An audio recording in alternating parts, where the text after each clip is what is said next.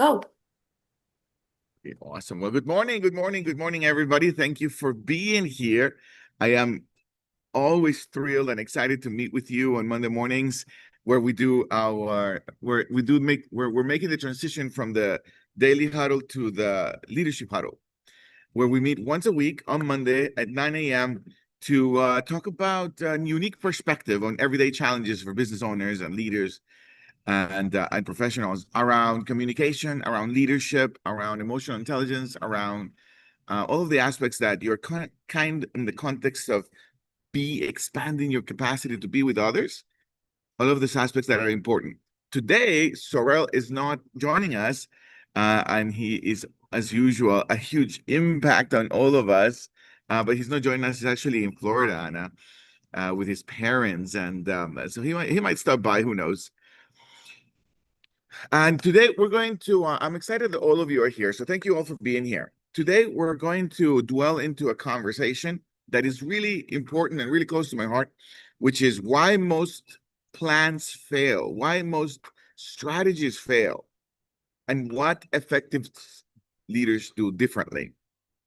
And one of the aspects that, whether you have a small business or whether you are leading your family or whether you have a large team, one of the things that we're constantly being challenged with is this aspect of getting people to work together towards a particular goal.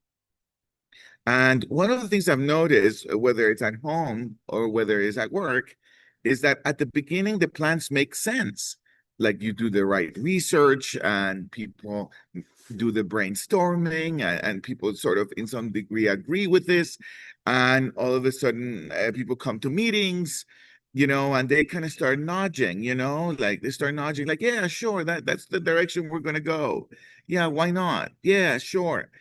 And people kind of say yes to things and they're kind of surviving the environment. And then afterwards, everybody goes to their desk or everybody goes to whatever is next for them. And then they no longer do what they said they were going to do. They no longer really care as much as the direction because they're kind of busy with something else. Or at home, when you're at home, um, you tell your family, well, I like things to go in this way, and I like for us to communicate this way, and I'd like for us to have this emotional space, and then you kind of huddle everybody, and you have that come to Jesus conversation that we call it that way, and then Friday comes around, and then everybody's going in their own direction. Everybody says whatever they say. There's an aspect that is just so critical for us to dwell in this morning, and it's the biggest difference between agreement and then alignment. There's a very big difference between agreement and alignment. And there's a very, very big difference between force and empowering others. It's very different between forcing someone into doing something and then empowering somebody into doing something. And then finally, there's a very big difference between having people fear you or having people be inspired by you. They're both forces. You can inspire somebody or you can have somebody fear you to be in action. So obviously I'm going to be aligning in this conversation in the context of inspiring others, in the context of empowering others, and in the context of aligning teams. So I'm going to start first with my story with Stefano. About a few months ago, 2 or 3 months ago, we planned this trip for about 6 months for no, about 6 months ago, we planned a trip for Stefano's graduation and a kind of a family trip, and we were going to France. And it was around his graduation, so it was his graduation kind of gift and space to go to France and Paris and visit the Louvre and the whole experience about France. He has never been in France. I had never been in France. This was really exciting. And I went to him and I told him, we're gonna give you this graduation gift. It's gonna be going to Paris. And he's like, oh my gosh, this is so excited. And about 3 weeks before the trip, he calls me and he says, Dad, I'm really upset at something. I'm part of this tennis team for the last 3 years, and I've been nominated as the MVP. And we have this very big event, this dinner party, and I don't think I want to go to France anymore. This was 3 weeks before the trip. And so at that point, I can exercise force. you know? Like that, at that point, I said, I can use agreement. I can use, well, you already said you were going to do this, and I can guilt him and shame him, and use my force as a father, and he can even exercise some fear so that he just basically just come, smile, show up, and have a good time, right? But that's not necessarily where we want to go as leaders. That's not what effective leaders necessarily do. Now, obviously, when he said those news to me, I started kind of getting really upset. This is something we've been planning for a while. There's already an Airbnb reserved, and it has the view of the Eiffel Tower because it has to have that kind of impact. And, there's a lot of reservations kind of around this. And there's obviously the plane ticket. But now we're going to look for alignment here. We're going to look for alignment and empowering and inspiring. So I said, okay, I get that. So I recreated his emotion. I get that you're upset and this is a concern. And I told him whatever I understood why it was important to him to go to this event instead of going to France, and about his friends and about his tennis. And then I said, but the decision is going to come down to you. I know you're kind of asking me to decide for you, but I can't decide for you. You're going to have to decide this one for yourself. I'm going to go to France. I'm going to have a great time. I'm going to send you pictures wherever I go, but you're going to have to decide this one on you. Now I'm going to help you a little bit to make the decision, right? It has an impact, Stefano. Obviously, it has an impact on me, on Manisha, on Maya, on everything we created. You've got to be responsible for the impact. You need to talk to them. You need to enroll them in this thing that you're doing. And also, well, we paid a certain amount of money for your trip. So you're just going to, you go to work and we're going to tell you how much it costs and you just pay for it. It's not a big deal, right? You're just going to pay for the impact. And then there's an emotional impact and you're going to have conversations with all of us. That's the decision you got to make. It's nothing wrong.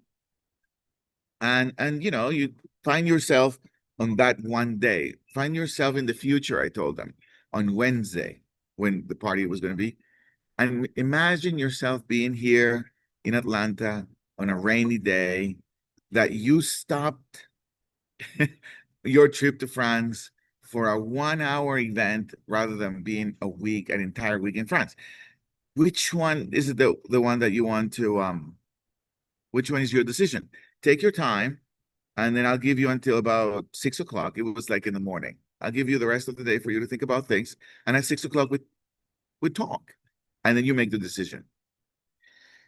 So anyway, after he thought about it, he decided to go with us, and we had a fantastic time and all of that stuff. However, the decision was his. It wasn't mine. I just showed him what was the impact, what he needed to be responsible for. And then I inspired him for the opportunity that being there was. And then he decided. And then now he wasn't forced to. He wasn't on the plane with his arm crossed. He wasn't rolling his eyes in every single trip or coffee shop that we went to. No, it was his decision. So when you're with people, and shifts like that happen, or there's a new direction, then what I'm inviting you here to consider is how do you need to craft the conversation, the moment, whether emotions are involved or not, so that people can choose the direction of the future.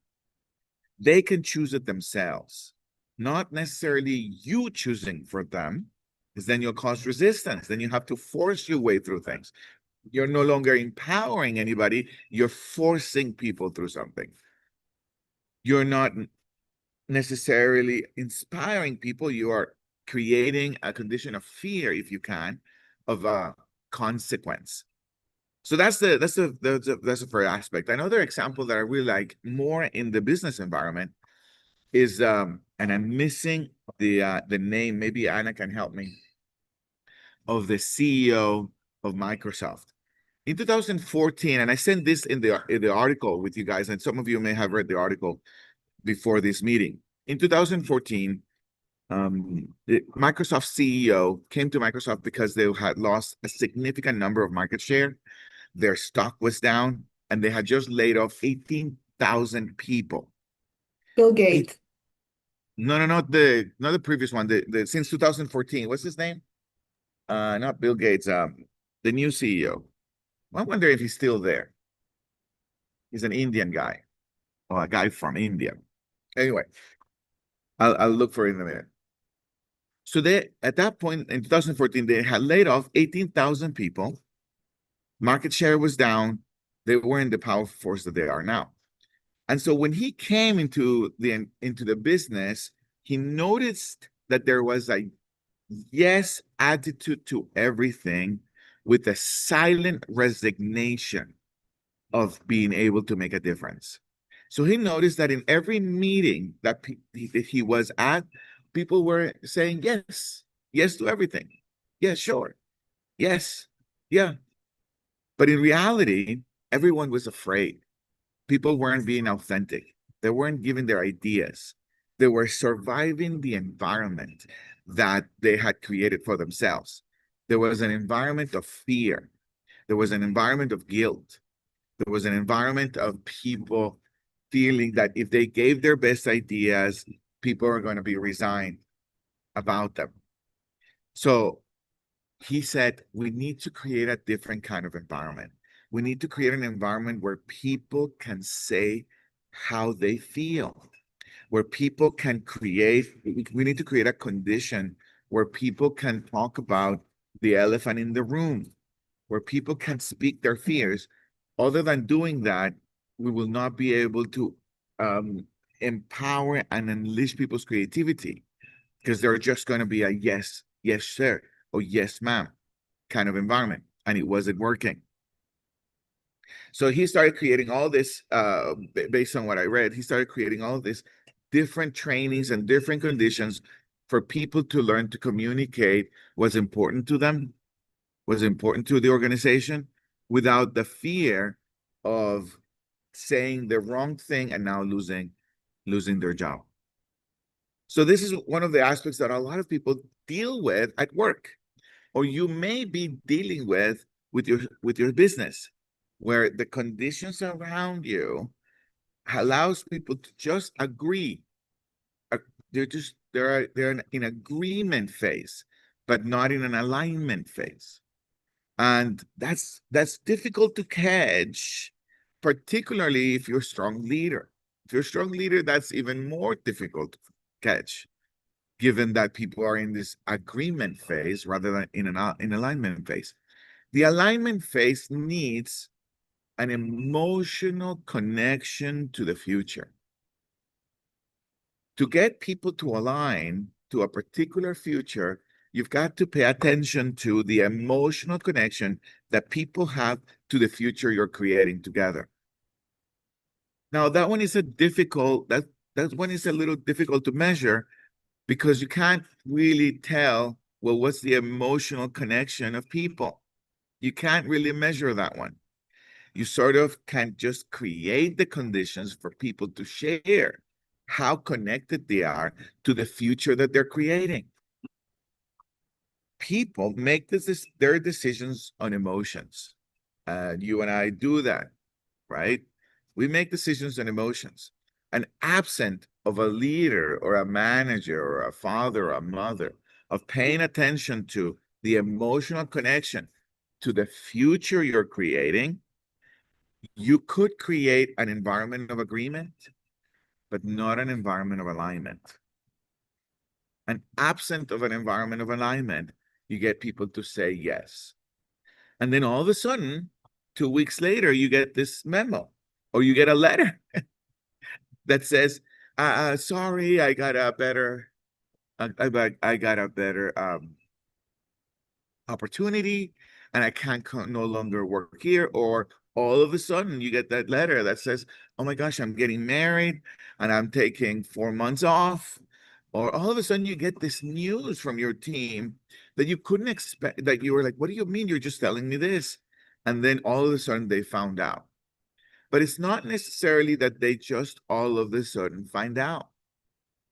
They found out a long time ago, but the environment, the conditions of the environment prevents them from actually having authentic conversations, from where they find themselves, where they're at in the process, in the journey of the future that you are creating and you are co-creating with your team. So these are some aspects that Saurel and we wanted to include in today's conversation. And at this point now, I love to hear from some of you. What are you hearing? What is opening up? What is expanding over there where you're at? Where do you find yourself challenged? Or where would you like to challenge me in the conversation? Wherever you are, any yeah buts work. So I love to hear what's opening up from today's conversation. Thank you, Rachel. Go ahead. Two things come to mind. One is being clear about what alignment is. When you're aligned with something, you're really standing for its success. And I really love the distinction, because I get that my emotional enrollment in the outcome that we're creating together gives me that alignment. But I'm not sure a non-participant in this group would understand what alignment is.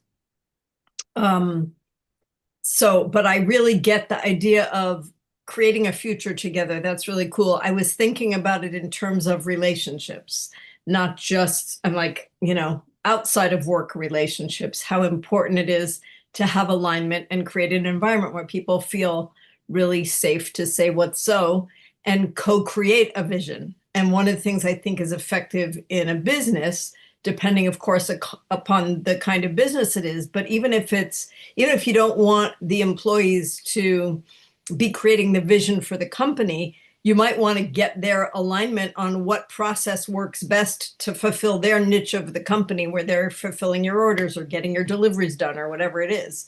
So I think it's a really rich conversation focusing on what's the future you're creating. And I think what your story about your son is brilliant. It was so great what you did. It took years of practice to be able to create that, because I was really triggered by that news all of a sudden, right? Sure. So now, Rachel, I do want to add something to the conversation you're pointing to, which is the emotional enrollment, right? Not in the outcome only. For the most part, people are connected to an outcome. If you and I work together and we say, this is what we want to, this is where we want to go, this is the outcome we want to create, for the most part, people are enrolled in the outcome. Well, if I have the conversations and we're co-creating it, people are enrolled in the outcome. Where people are not enrolled is in the journey of creating the outcome. And this is the aspect, is the journey for it. It's not just the outcome. That's the desired goal. That's one aspect. The other aspect, which is where I'm sending the conversation in that direction, is to have sufficient conversations to enroll the team, or another way of saying enrollment, right, is to have enough conversations where the team comes together and says, yeah, I like that journey. I like that process that we're creating. I can see myself doing that process. And I see these roadblocks. However, I can be okay with those roadblocks. I don't necessarily agree with them, but I can be okay with them. That's where the alignment starts coming in.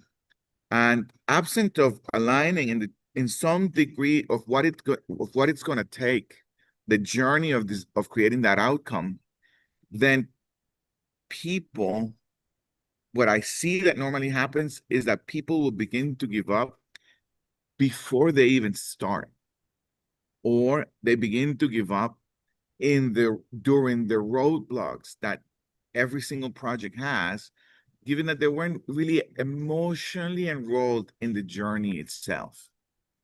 And that's an aspect that leaders can create, because if if someone comes to me and says, okay, here's the mountain we're going to climb, right? Here's the goal that we're going to create.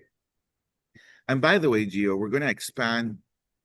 Not only we're going to achieve that goal, but we're going to expand together in all of these aspects in our leadership. Then I'm inspired about the journey. Absent of looking at what am I going to be expanding on, where is my journey going to take me? Where am I? What am I becoming? How am I stretching? Where am I becoming? Then if I see the goal too hard for X or Y reason, I just give up. Or maybe not me, but people give up. Okay, Well, go ahead, Rich. where you did that brilliantly with your son is, yeah, no problem. You can decide. And then this is the fallout. So you got to be responsible for that. That was just such a beautiful inclusion that points exactly to what you're talking about. Okay, so there's going to be an impact. Let's be responsible for that impact. You're going to have conversations with all the people. You're going to have to be responsible for paying for the money. And then when you gave him the vision of, okay, imagine the future, Yeah. which one do you want? It's such a great illustration of what you're talking to. Yeah, fantastic. Yeah, thank you, Rachel. Thank you for commenting and redirecting the conversation and directing the conversation and making the distinction between alignment and agreement. And for the most part, people have agreement environments. For the most part, people always have places where people say yes, but not necessarily emotionally aligned to the journey and the outcome. Well, the outcome they have an agreement, but not the journey itself. Thank you, Rachel. Mary, thank you for raising your hand. What's percolating over Yeah, there? Rachel, that was so beautifully said, and I'm right on with everything you said. And also, what's there for me in the whole conversation of it is that alignment has a commitment over here for me. Like I'm committed to something bigger than than's right there. And when I say that, just what you're describing, I can sense a lot of fear of the unknown. Like, what will it look like? Discovery is exciting, but it's also very scary. And so, right there, and then all the alignment, empowering, and inspiration all come together in that piece for me. Like, I can just like go right down and see growth and development. Climbing a mountain is whatever mountain it is, whether it's a family issue or a business issue or just a life issue for yourself. There's growth and development. Am I willing to do that on the journey? So a beautifully, just powerful conversation. Thank you. Yes, yes, Mary. I'm going to highlight something you said that certainly is going to be for one of the episodes here where we gathered together for a leadership huddle, which is creating a space of discovery. That it is a Oh, very yeah. powerful place to get people to come together and be able to what we call sometimes we call it brainstorming of ideas, but it's more than that. It's a space of discovery. It's a space where your team or your family puts all the ideas together in a way in which there is no fear for saying the wrong idea, and that creates that aspect of growth and development that is unmeasurable and Right. open communication, effective communication. Thank you, Mary. Yeah, that's so great. Thank you, Mary. Thank you. Thank you. I think Anna, I think I saw your hand up. I don't know if you still have it. No.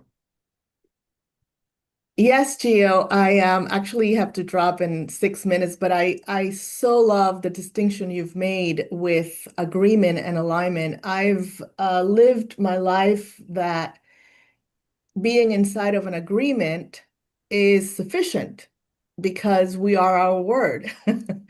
But you are inviting me to think beyond what we've said to what is the experience of the journey, which is more powerful, more rich.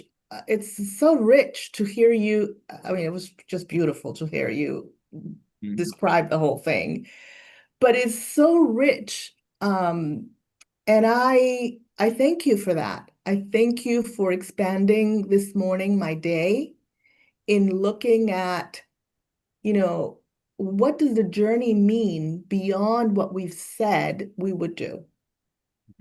So thank you.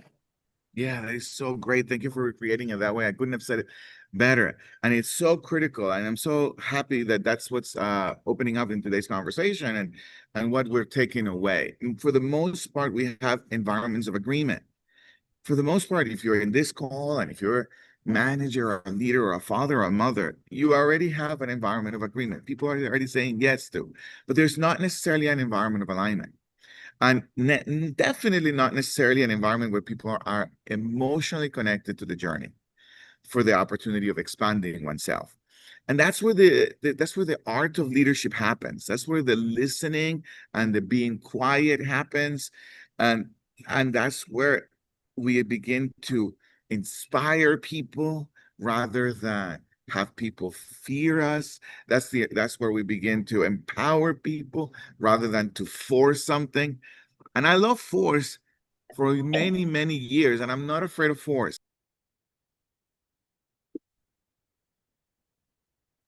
Gio, you went mute inadvertently. That's okay. Thank you. Yes. For many years, I'm not afraid of force, certainly not. But I saw for many years, I saw how much resistance it created, how much um, wasted time I had to be responsible for because of how I navigated and how I danced with force rather than empowerment. So I think it's almost time's up for everybody. Unless anyone has any more comments or questions or yeah buts. And I know Saurel, you're here, and so great to see you, brother. I know your mom was having a difficult time for a little bit, but she's back home. So thank you for being here, Saurel. Saurel's just Gio, go ahead, Gio, Saurel. good morning. Good morning, everyone. It's so good to be here. Thank you for everything you just said, Giovanni. Uh, my mama's 92 years old, and I've never seen anybody bounce back the way she did. It was a little rough couple of 2 days, but yeah, we're back home. She slept the entire night, and there's something to be said about alignment. There's something to be said about alignment. Yeah, yeah. Thank you, Saurel. Yeah, Thank you so thank you. much, Saurel. Thank you for being here. All right. Anybody has any last comments or questions or yeah buts? We're Just want good. to say thank you very much, Gio. It was a pleasure being here. Alignment, it's something that we live by. We're very grateful to have, a journey that has taken us through understanding that alignment. And it takes commitment to be aligned and also understanding to align not just one aspect of your life, but multiple aspects, which lead to a greater success. So I think we have no instructions, so having you here giving us guidance is definitely very helpful. Thank you. Armando, thank you for your comments and thank you for creating that. You're awesome. I love Armando. Well, thank you guys. Anita, great to see you. Anita, great to see you. Good morning. Thank you, guys. Good Gio, morning. that does resonate not just with leadership as in with our businesses, but also as parents and in any type of relationship. So got a lot of good nuggets here today and start practicing on those kids of mine as well. Thank you, Anita. Thank you for bringing it home. I love it. I like it. Someone told me, I don't know who said it, in leadership, where the rubber meets the road is at home. That's where the rubber meets the road in leadership. And yes, I can definitely see how where I'm most challenged emotionally, intellectually, is in my capacity to create a safe home, a safe emotional home. That's where leadership really happens, and not necessarily in the boardroom. All right, so thank you all for being here. And remember that nine critical areas to expand your life, live like a renegade, be sexy, and create abundance. The first one is love. Love, always love those you have an opinion about, love those who think differently, love those who were in your life and will be in your life. Just love. Love. The second one is smile. Stretch your cheeks. They help you with the wrinkles. They help you with your hormones. They help you with being sexy. Just stretch your cheeks. Laugh out loud. The third one is eat more plant-based. Get closer to the trees. Hug the trees. Eat the trees. Avoid at all costs as much as you can some processed food. I mean, really, it's killing us. Move every day. 10 minutes in the morning, 10 minutes after lunch. Every day, go for your walks. It helps you with your heart. It helps you with living a little bit longer. Sleep every day, at least 7 hours. Sleeping is so critical for absolutely everything. I used to say, I'll sleep when I die, and then I was dying before I was dying. Sleep every day. Give your resentment away, give your jealousy away, give as much as you can. And always remember to check yourself before you wreck yourself. I love you. Saurel loves you more. See you later.